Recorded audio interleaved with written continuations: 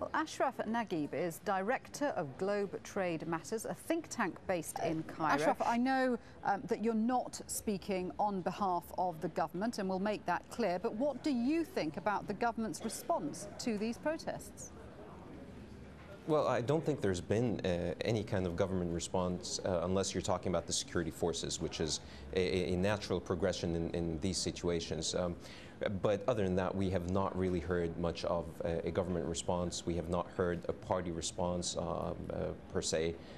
So no, there has not really been a tremendous response, and that's what we're looking for. You know, this is a historical moment for Egypt. The people on the streets are the young middle class, intellectual classes of Egypt that have gone to the streets. They're my mother, they're my sisters, they're my brothers.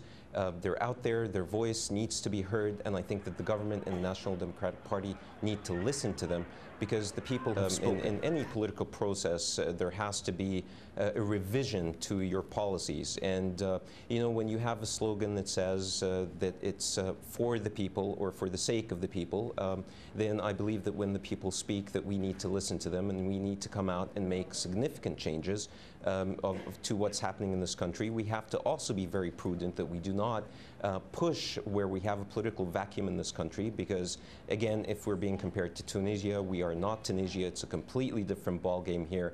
What needs to happen right now is for people to settle down so we do not have any kind of escalations of violence as we go across tomorrow as well. But I think now the government needs to understand that they need to listen to the people, and it's not the poor, and it's not just the uneducated. Now, do not insult the intelligence of the intellectual classes of Egypt. Absolutely, they are calling for political change. What political change they're looking at, that still needs to be defined.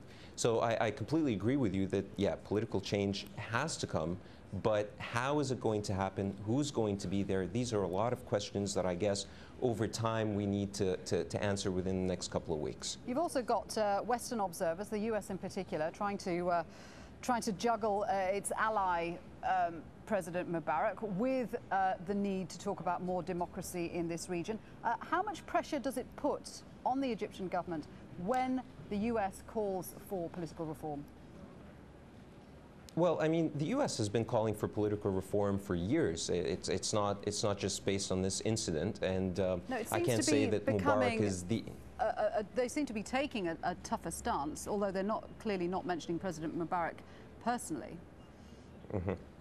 Well, I mean, there is a very evident need for change in Egypt, and the Americans do believe that there should be some kind of political reform in Egypt, but how is it going to be done? They themselves do not understand what will happen from this point on. So the Americans are speculating to some extent, but it's not just the Americans, also the European Union, a lot of people inside of Egypt. Everybody's looking at some kind of political reform and political change in Egypt. We have to do it from within. The people have gone onto the streets, they have spoken, and the process has started. But it does not mean that it should get out of hand. Good to talk to you. Thanks for your thoughts there. Ashraf Naguib speaking to us from Cairo.